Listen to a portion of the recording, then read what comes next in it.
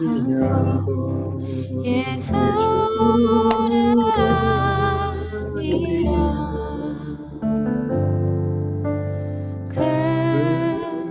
금은보다 더 귀한 것 예수를 알미라. 세상 지식보다 귀한 것 예수를 알미라. 내 안에 가장 귀한 것 예수를 알미라. 예수의 이름 존귀한 그 이름 예수의 이름 능력의 그 이름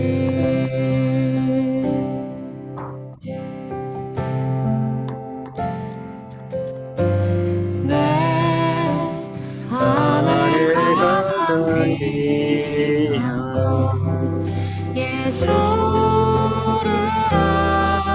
알미라.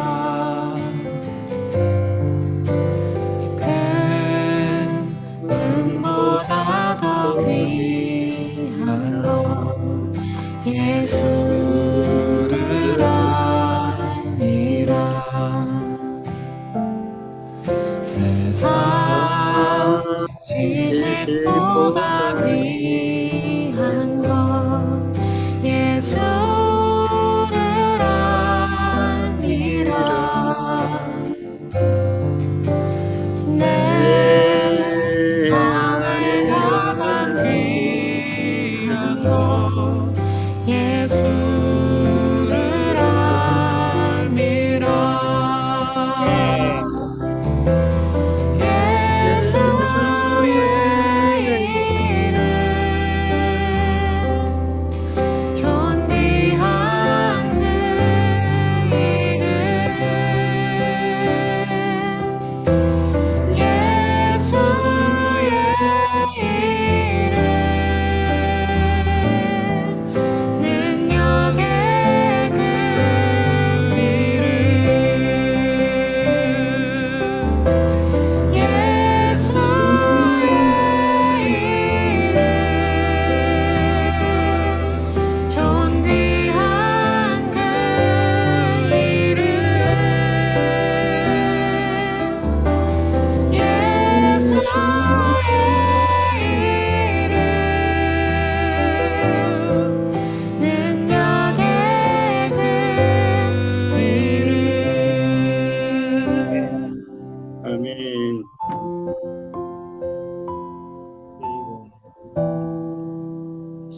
은혜가 많이 되었어요. 가사의 내용에 보니까 오늘 예수님의 이름에 관하여 우리가 공부를 할 건데 예수님의 이름에 대한 이제 그런 고백이 들어있는 가사 같아요.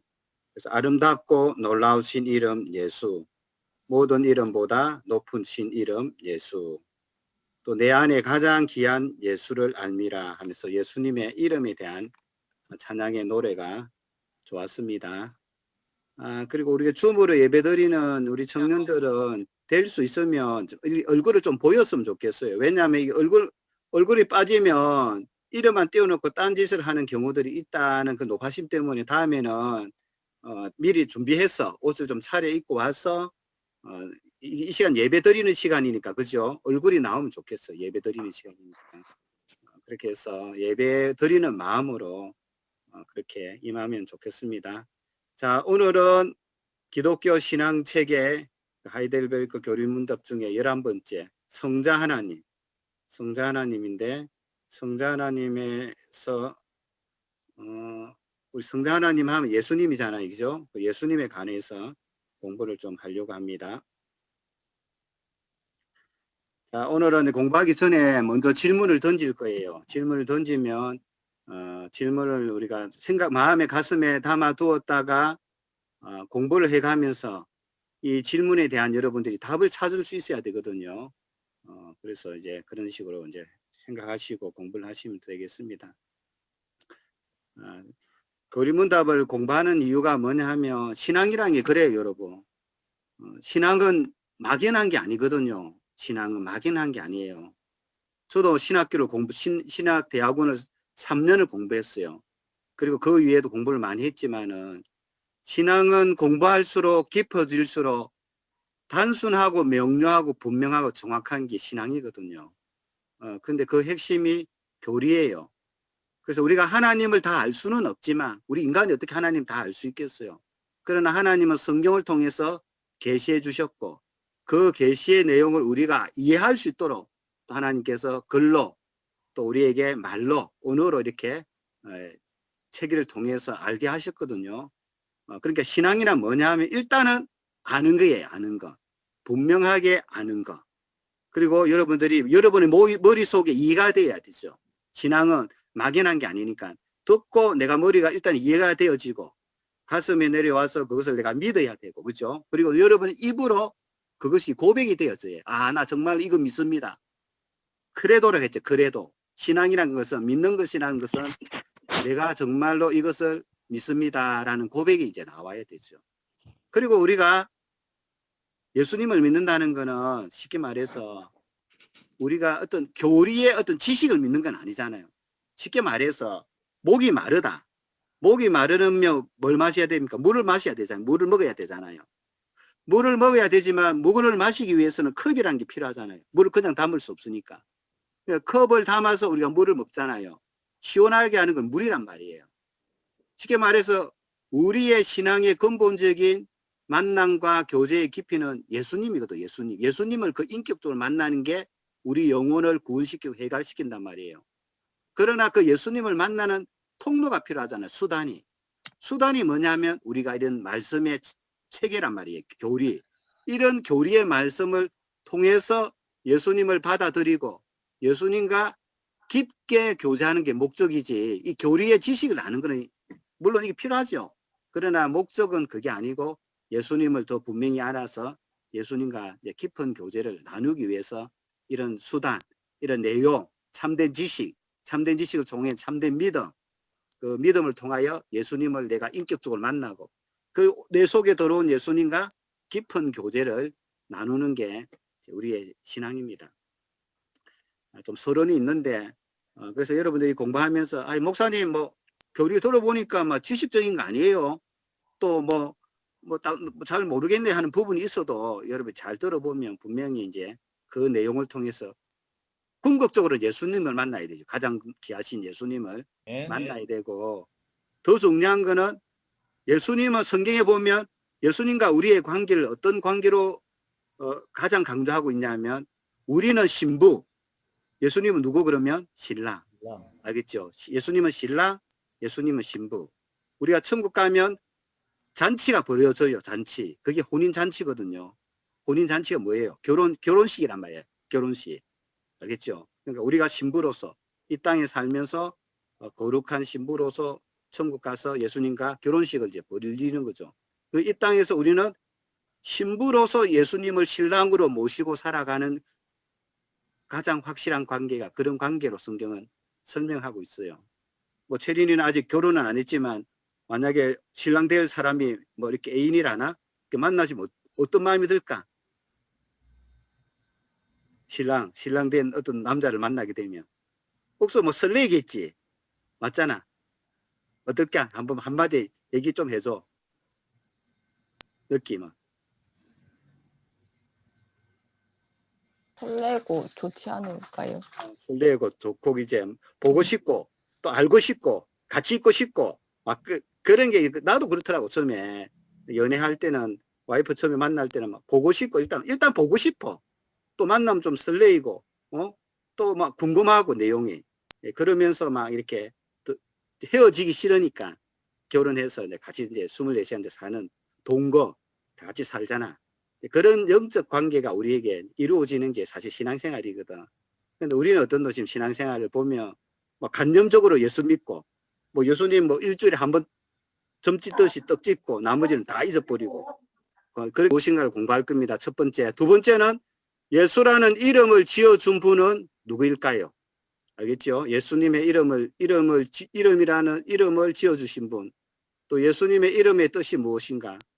구약에 등장하는 두 명의 대표적인 예수는 누구일까요? 또 신약 당시에 예수님의 이름은 어떤 분위기에서 불려졌을까요? 다섯 번째, 구원의 조건에서 예수님의 외에 다른 어떤 것이 필요할까요? 예수님의 이름의 뜻, 예수님의 이름을 지어준 사람, 구약에 등장하는 대표적인 예수라는 이름을 가진 사람이 두 명이 있어요. 그 두 명. 또 신약 당시에 예수님의 이름은 어떤 분위기에서 예수라는 이름이 지어졌는가? 또 구원의 조건에서는 예수님 외에 다른 어떤 것이 필요할까? 자, 그런 내용을 우리가 질문을 가지고 이제 공부합니다. 빨리 진행합니다. 그래서 참된 지식의 의학은 사도신경에 들어있다 했죠. 그래서 지식이 믿음을 주고 그 믿음은 사도신경인데 사도신경은 삼위 하나님에 대한 신앙 고백이라는 거예요. 성부 하나님, 지난번까지는 성부 하나님에 대해서 공부했습니다. 성부 하나님 하면 일단 창조의 하나님. 두 번째는 대표적인 섭리의 하나님. 섭리의 하면 보존과 통치. 그래서 하나님은 모든 잎새 하나도 통치하시고 보존하시는데 참새 한 마리라도 한 아사리온 팔린 것은 하나님이 허락하지면 안 되는 것처럼 우리 인생에 되어지는 모든 일들이 하나님 섭리 가운데 있다는 거예요. 근데 그 섭리라는 게 우리가 생각할 때, 계산할 때 어떤 이익이 주는 그런 발생이 아니라 구원의 과정 속에 하나님이 구원을 완성하여 가는데 끌어가는 하나님의 방법이 있습니다. 그런 얘기를 했습니다. 자, 성자 예수님이죠. 성자 예수님. 그래서 오늘부터 이제 성자 예수님에 대해서 공부를 할 건데 예수님은 어떤 분인가? 예수님이 어떤 분인가를 알려면 예수님의 이름에는 네 가지가 수식어가 따라 붙어요. 예수님의 이름에. 그래서 오늘 네 가지 중에 첫 번째를 공부할 겁니다. 그리고 이어서는 예수님이 무엇을 하셨나? 또 앞으로 무엇을 하실 분인가? 그래서 이름과 그분의 행적, 그분의 행하심을 통해서 예수님을 우리가 알아갈 겁니다. 그래서 성자 하나님은 예수님이죠. 우리가 성부 하나님, 성자 하나님, 성령 하나님, 삼위 하나님 중에 두 번째 성자 하나님에 관한 공부인데 이 성자 하나님 하면 여러분들이 알아야 할 예수님의 이름에는 네 가지 이름이 있어요.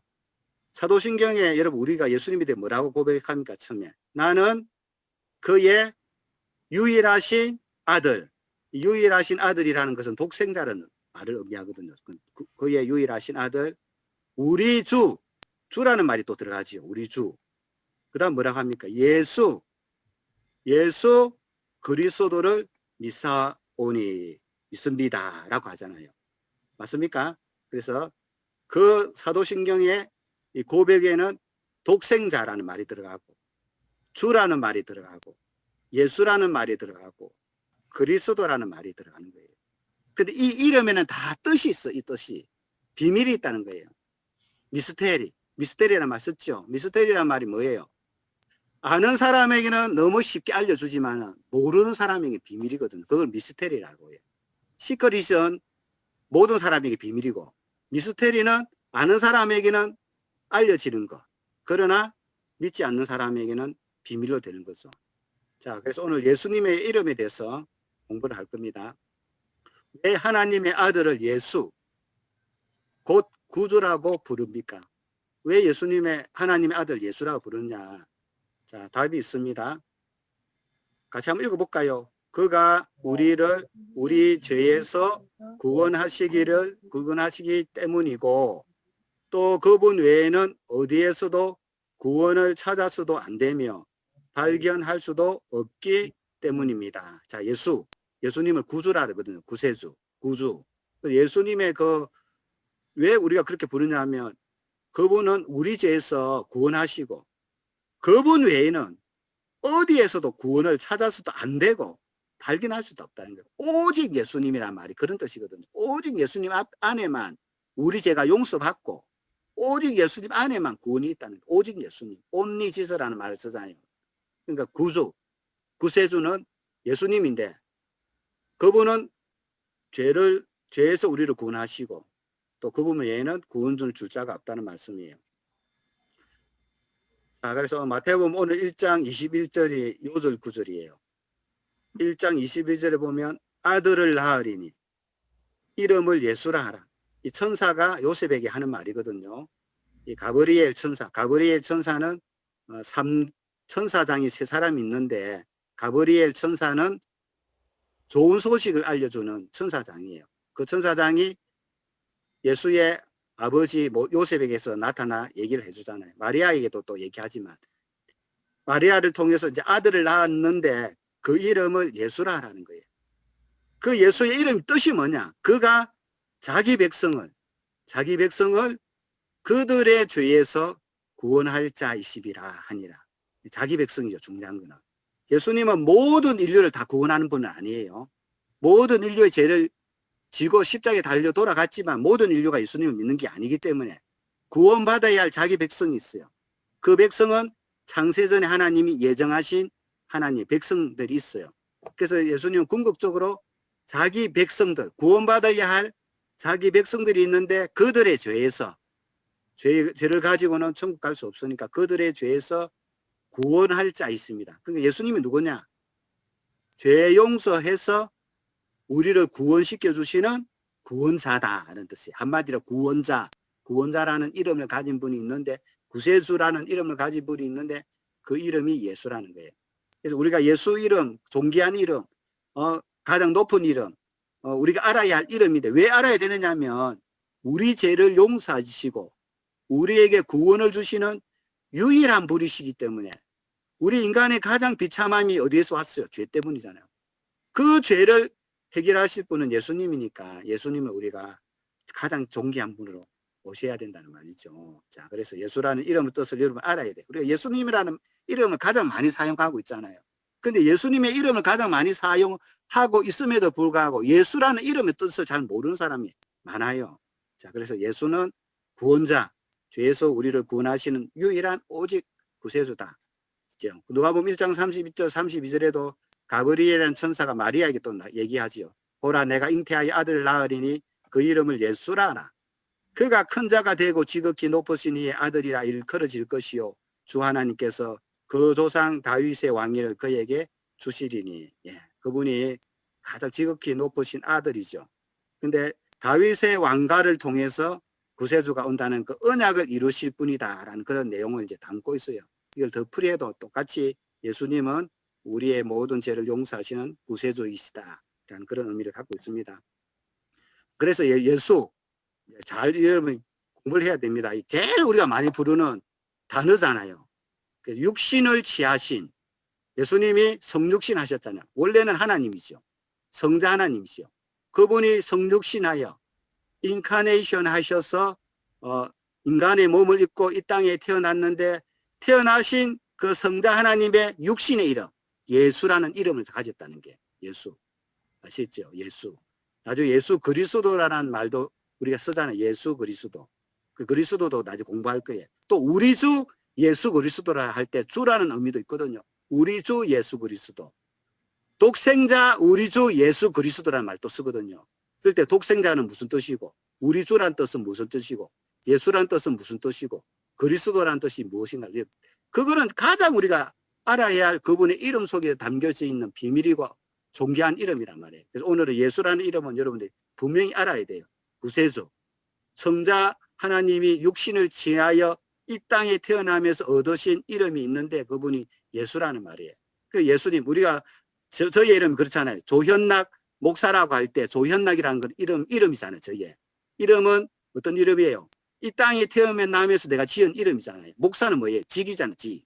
예수 그리스도 할 때 예수도 이름이고 그리스도는 직이에요. 직.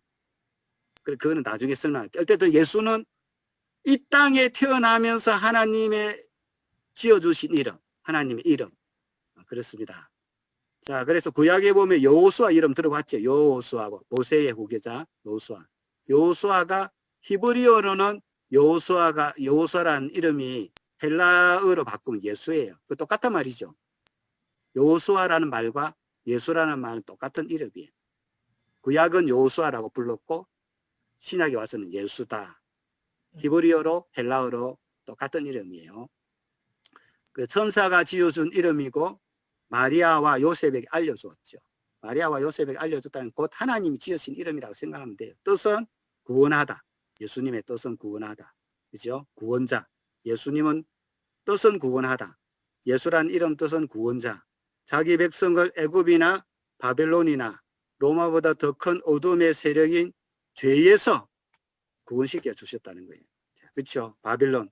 이스라엘 백성들이 애굽, 바벨론에 포로되어 있잖아요. 또 로마의 속국이 되었잖아요. 그 어둠의 세력보다 죄에서 구원시키신 분이 예수님이다. 그래서 우리가 예수님 이름을 부를 때 우리는 누구라는 존재라는 거예요. 예수님 부를 때 우리는 어떤 느낌을 가져야 돼요? 우리는 죄인입니다. 그런 느낌이에요. 무슨 말인지 되죠? 예수님 구세주니까. 예수님 저는 죄인입니다. 저를 구원해 주세요 하는 그런 상방의 의미가 있다는 거예요. 그래서 예수님의 이름을 부를 때 우리가 죄인임을 고백하는 거죠. 예수님의 이름으로 기도합니다. 예수님은 우리의 구원자예요. 나는 죄인이에요. 나는 하나님께 나갈 수 없어요. 예수님의 이름으로 기도합니다. 예수님의 이름을 의지하여, 구원자 되신 예수님의 이름을 의지하여 기도하오니 내 죄인의 모습은 감추어 주시고 예수님의 이름대로 응답해 주세요. 그런 게 우리가 예수님의 이름을 부르는 참된 의미라는 거예요. 이해가 되십니까? 그래서 우리가 예수님의 이름으로 하나님께 나가고, 나는 죄인입니다. 하나님께 나갈 수 없습니다. 예수님의 이름으로 나갑니다. 그래서 예수님의 이름을 부를 때 우리 입장에서 느껴지는 것은 나는 죄인입니다. 예수님은 우리의 구원자입니다. 상방에 느껴지는 그런 게 있죠. 여보 하면 나는 당신은 여보고 나는 남편이고 이러면 그 이름을 부르면서 상방이 느끼는 이 느낌이 있잖아요. 아버지가 성민아 하면 성민이 지는 나는 아들로서 부르고 지는 나를 아버지로서 이렇게 받아들이는 거잖아요. 예수님 하면 우리가 첫 번째 드는 우리의 느낌은 우리는 죄인입니다. 죄인인 우리를 받아주세요. 용서해 주세요. 그런 의미가 깔려 있다는 거예요. 자, 그렇게 이해하시면 됩니다. 그래서 예수님은 유일하시면 완전하신 구원자이죠.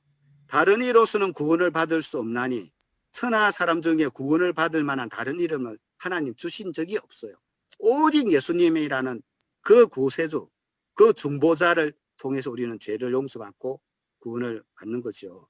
그 구약 시대는 어떻습니까? 구약이란 게 뭐예요, 여러분? 오실 메시아를 기다렸잖아요. 신약은 뭐예요? 오신 예수님의 시대죠. 구약의 전체적인 스토리는 앞으로 메시아가 온다. 메시아가 누구예요? 예수님이잖아요. 예수님이 오신다. 그런 말씀이죠. 마태복음 1장 1절에 신약을 딱 열어보니까 1장 1절의 내용이 뭐예요? 아브라함과 다윗의 자손 예수 그리스도의 세계라. 그렇게 시작하고 있거든요. 아브라함과 다윗의 자손 예수 그리스도라는 말이 히브리어로 가면 메시아거든요. 무슨 말이 되죠? 그리스도는 헬라어예요. 여호수아와 예수가 똑같은 것처럼 메시아는 히브리어고 그리스도는 헬라어예요. 똑같은 단어죠. 그러니까 예수 그리스도 세계라. 그래서 족보 이야기 나오잖아요. 예수 그리스도란 말이 뭐예요? 예수 메시아가 오셔서 이 족보를 통해서 오셨는데 그 예수님의 메시아의 이야기가 시작된다라고 시작하는 게 마태복음 1장 1절이라는 거예요. 그 구약에 오실 메시아를 기다렸잖아요. 신약에 와서 1장 1절에는 메시아가 예수님이다. 예수 그리스도, 예수가 메시아다. 그분은 아브라함과 다윗의 자손이다. 그분의 족보를 한번 봐라 하면 쭉 족보를 펼치면서 우리는 잘 모르지만 이런 자기들은 다 알거든. 위대한 사람이. 족보를 펼치면서 그리스도가 오셨다. 메시아가 오셨다라고 알리면서 시작하는 게 신약의 이야기라는 거예요. 그래서 아브라함의 자손, 구약시대에 보면 아브라함의 자손 가운데 메시아가 올 것이다. 모세와 같은 선지자를 일으키는데 그분이 메시아다. 다윗의 후손으로서 다윗의 왕가에서 예수님 오실 거다. 또 여호와의 종으로 오실 거다 하면서 구약의 메시아를 다 기다렸어요. 구약의 핵심은. 그 메시아가 누구라는 거예요? 예수님.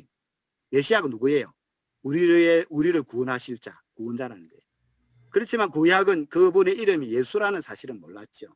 그러나 메시아를 기다렸고 메시아가 그리스도고 그리스도가 예수라는 거예요. 그래서 예수님은 신약에 오심으로 메시아가 오시는 일이 이루어진 거죠. 신약의 성취가 되었다는 거예요. 그래서 이사야 43장 11절에 보면 나 여호와라 나 외에 구원자가 없느니라. 여호와라는 말을 쓰기도 예수님이 삼위일체니까 우리가 예수님 외에는 구원자가 없다. 또 요한일서 5장 11절 12절에 보면 또 증거는 이것이니 하나님이 우리에게 영생을 주신 거죠. 영생이 어디에 있어요? 예수님 안에. 그죠? 영생. 그리고 이 생명, 영생이 그의 아들 안에 있는 것이죠. 그 아들이 누구예요? 예수님이죠. 그 아들 안에, 예수님 안에 생명, 거듭남이 있고 중생이 있고 그 중생으로 인하여 우리에게 영생이 주어졌죠. 그 영생이 예수님 안에 있는 거죠. 예수님은 구원자이니까. 우리의 모든 죄를 용서하는 분이니까. 예수님 부를 때 나는 죄인임을 고백하는 거니까. 그래서 아들이 있는 자에게는 생명이 있죠. 아들이 있는 자. 아들이 누구예요? 예수님이죠. 예수님이 내 속에 들어있으며 예수님 안에 있는 예수님의 영이 우리의 영을 거듭나게 하고 그 거듭난 영이 내가 죽더라도 그 영은 부활의 영이니까 지난번에 공부했잖아. 부활의 영이니까 죽어도 다시 산다는 거예요. 육체는 죽었지만 내 속에 들어와 있는 그 영이 내 영을 살려서 내가 만약 예수님 오기 전에 죽는다면 그 영은 즉시 낙원으로 가는 거예요. 그리고 예수님 재림하면 그 낙원에 있던 내 영과 무덤 속에 썩어져 있는 내 육체가 결합해서 부활체로 바뀌는 거죠. 살아서 예수님이 재림한다면 내 몸이 신령한 몸으로 바뀌어서 부활체로 바뀌어서 공중에서 예수님을 영접하게 된다는 거예요. 그렇게 되는 이유는 어디에 있는 거예요? 예수님이 내 안에 들어와서 예수의 영이 예수의 생명이 그 예수의 그 영이 곧 성령이거든요. 성령의 영이 우리를 변화시키신다는 거예요. 예수님 얼마나 중요해요. 예수님 없으면 끝장나는 거예요, 여러분. 지금은 우리가 그게 당장 뭐 눈앞에 뭐 보이는 것도 아니고 뭐 구체적으로 우리가 그렇게 신비롭게 느끼지는 다 못하지요. 저도 다 그래요. 그러나 성경에서 분명히 말했기 때문에 성경의 약속대로 이루어진다는 거예요. 우리가 그 실체를 100% 감지하지 못하지만 말씀은 진리이기 때문에 그대로 된다는 거예요. 그래서 예수님이 내 속에 없다는 건요. 아주 위험한 위기예요. 언제 예수님 오면 끝장나는 거예요. 두 사람이 딱 나뉘거든요. 그러니까 선한 일을 하는 사람은 생명의 부활로, 악한 일을 행하는 자는 심판의 부활로 나오거든요. 선한 일이 뭐예요? 예수님을 영접하는 것. 예수님을 구세주로 믿고 깨닫고 받아들이는 게 가장 선한 일이고, 악한 일이 뭐예요? 하나님을 거부하고 예수님을 거부하고 예수님을 안 믿고 예수님을 떠나가 버리고 예수님을 배반한 게 가장 성경에서는 악한 일이거든요. 그게 이제 결정적이라는 거예요. 결정적. 근데 지금은 우리가 목사님 뭐 잘 모르겠는데요. 지금 우리가 뭐 영적으로 좀 어두우니까 잘 몰라요. 100% 잘 모르. 그러나 진리는 분명 성경에 다 나와있지. 내가 설명 다 했잖아요. 구원자는 예수님밖에 없다. 그분 안에 생명이 있고 영생이 있고 그분을 우리가 모시지 않으면 아주 비상상태라는 그렇게 아시면 됩니다. 시간이 이제 자 보니까 이제 구약의 여호수아 예수지요. 좀 똑같이요. 여호와께서 구원하시다. 영광의 이름입니다. 그래서 모세의 후계자로서 이스라엘 백성을 가나안 땅으로 인도한 사람 있죠. 그게 여호수아잖아요. 이거는 여러분 잘 아시는 거고 또 구약의 두 번째 여호수아가 있어요. 그 사람은 바벨론 포로 이후에 대제사장으로서 학개와 스가랴 선지자와 함께 성전을 다시 지은 사람이 있어요. 그 사람이 여호수아인데 여호수아 대제사장 여호수아가 있고 모세의 후계자 여호수아가 있어. 성경에 여호수아가 둘이 있거든요. 구약에. 그래서 이 여호수아가 구원한다 해서 구약에 여호수아 두 사람이 있다는 걸 여러분 아셔야 됩니다. 자, 이거는 전에 제가 학계라든지 스가랴에서 이 대제사장 여호수아에 대해서 설교도 했습니다. 한번 이제 학계라든지 스가랴 제가 유튜브에 성경 개관에 올려놨어요. 잘 들어보면 이 대제사장이 얼마나 또 큰 일을 했는지 알 수가 있습니다. 자, 구약의 여호수아 예수라는 이름을 가진 사람이 두 명이 있다. 다 위대한데 위에는 우리가 잘 알고 있지만 밑에는 잘 몰라요. 그렇지만 성경에는 두 사람이 기록되어 있다. 신약의 예수님은 그가 자기 백성을 죄에서 구원할 자인데 그 당시에 신약의 예수라는 이름은요. 평범한 이름이에요. 우리도 지금 흔한 이름이 있잖아요. 그래서 예수님은 흔한 이름이었고 나사렛 예수라고 부른 것은 이 나사렛이라는 것은 멸시받던 지역의 이름이에요. 그래서 예수님은 멸시받고 흔한 이름으로 찾아오셨지요. 그러나 성육신의 신비를 나타나는 이름이 바로 예수님이라는 거예요. 그래서 예수님은 멸시와 천대에 그 당시에 이름을 갖고 왔지만 그 안에는 구원의 영광을 지니고 있다. 그분이 예수님의 이름이란 뜻입니다. 오늘 아주 중요한 공부하고 있습니다. 여러분, 예수라는 말을 가장 많이 듣지만 예수님에 대해서 정확하게 이해하지 못하는 경우가 너무 많아요. 그래서 예수님은 구원자로 오셨죠. 구원자로. 제일 중요한 게 예수님은 구원자다. 예수님의 이름을 부를 때 나는 죄인인 것을 알아야 됩니다. 예수님, 오직 예수님 하면 나는 죄인입니다. 예수님밖에 구원자가 없습니다. 예수님을 내 생명으로 모십니다. 예수님을 나의 절대자로 모십니다. 예수님이 나의 신랑입니다. 그런 고백이죠. 자, 그래서 예수님이 그러면 이 땅에 오셔서 구원자로 오셨잖아요.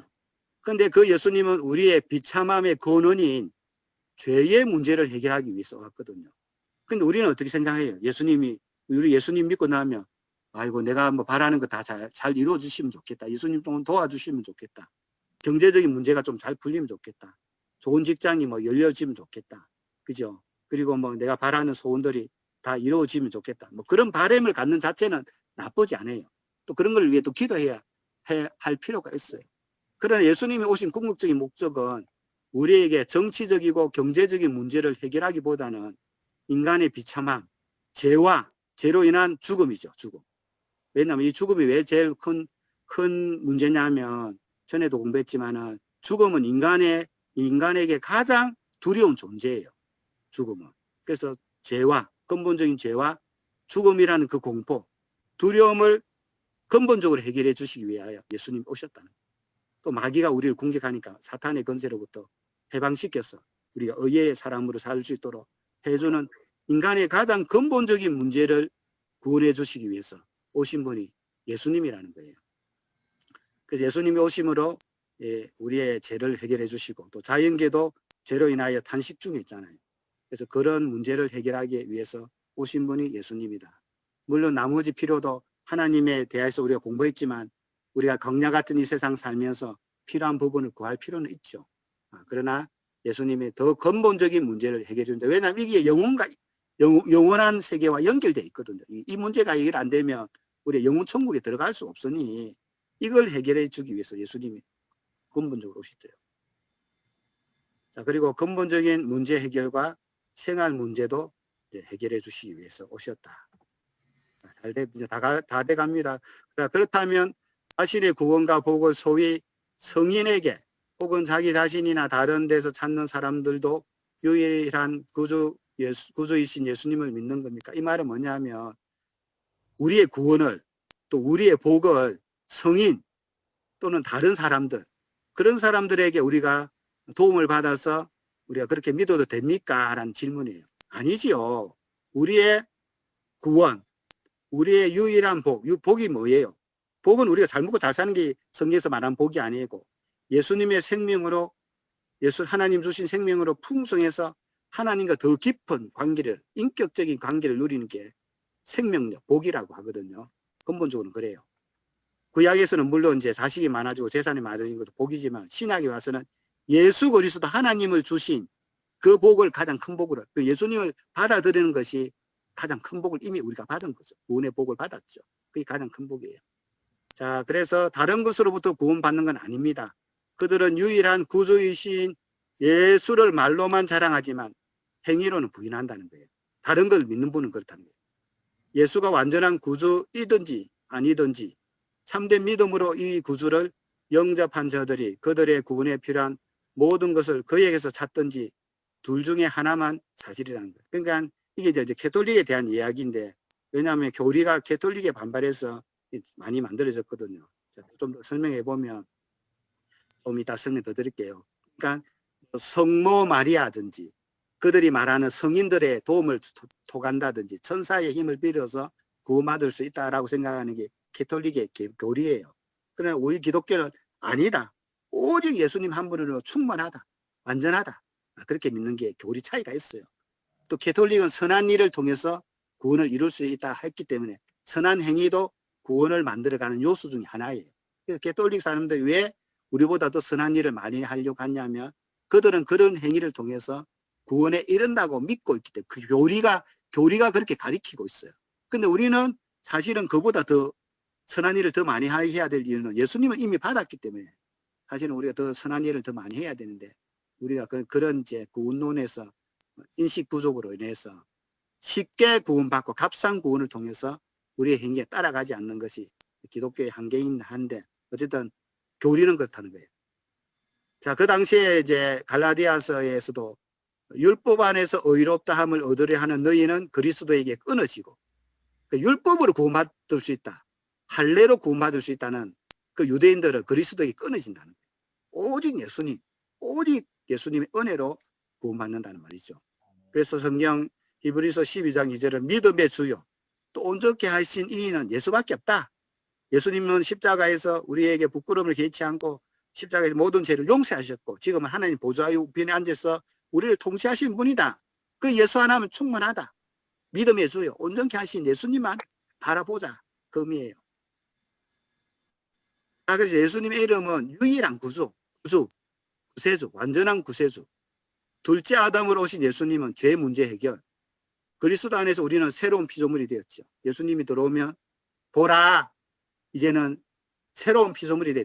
이전 것은 지나갔으니 보라, 새 것이 되었다.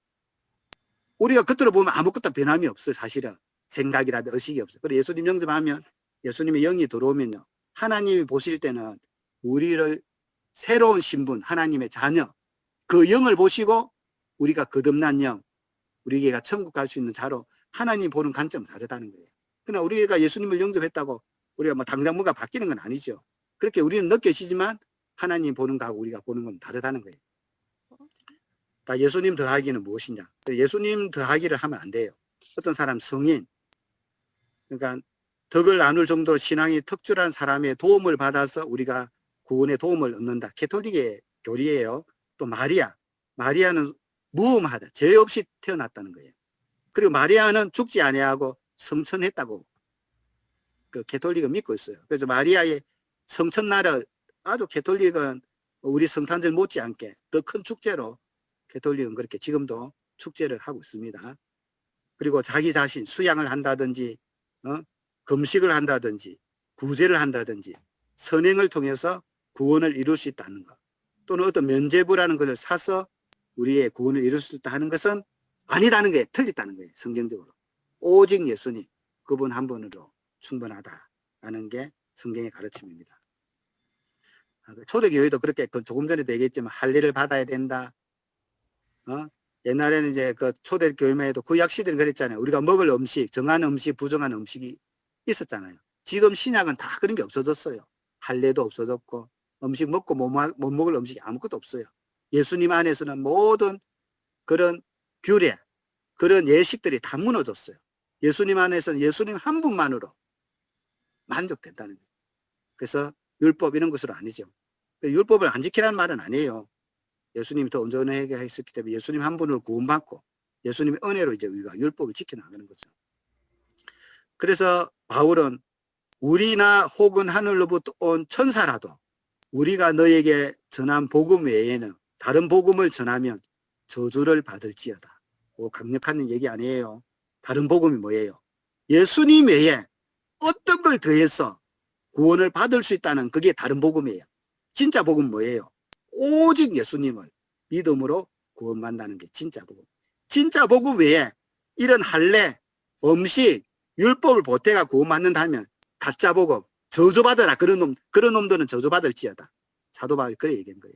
쉽게 말해서 예수님 한 분으로만으로 우리의 구원자 되시는 분으로 참 인간이시고 참 하나님이신 예수님은 우리의 중보자 되시기 위해 충분하다. 우리의 모든 죄를 용서하기에 충분하다는 걸 말씀하고 있습니다. 오늘날 이제 문제는 뭐냐면 알미니우스라는 사람들이 있거든요.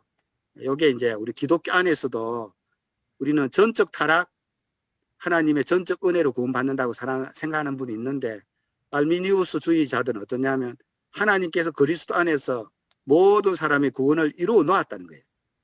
그러나 우리 스스로가 믿음으로 그것을 받아들이고 완성해야 합니다. 그러니까 예수님은 모든 구원을 완성했지만 궁극적으로 내가 예수님을 믿어야 구원을 받는 거지. 뭐 내 자유 의지가 더 중요하지. 그렇게 이제 강조하는 사람들이 알미니우스라는 사람들이거든요. 그런데 그런 의지조차도 하나님이 은혜를 주시지 아니하며 하나님 예정하지 아니하였다면 구원을 못 받는다. 그냥 전적인 은혜죠. 우리가 그것을 이제 믿는 것이 우리 기독교이죠. 자, 그런 차이가 좀 있다는 거 오늘날 문제에도 있다는 거예요. 끝입니다. 정리. 오늘은 예수님의 이름에 대해서 공부했어요. 예수라는 이름이 뭔가? 구원자라는 거죠. 예수님의 이름 안에는 어떤 이름 뜻이 있습니까? 완전하신 구원자.